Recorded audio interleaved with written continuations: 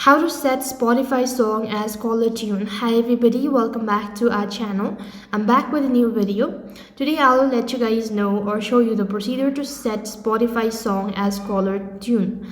So in order to do it, first of all you want to go to the settings from your device, after which you'll be taken to the settings page. So here you want to go ahead and navigate to sound and vibration.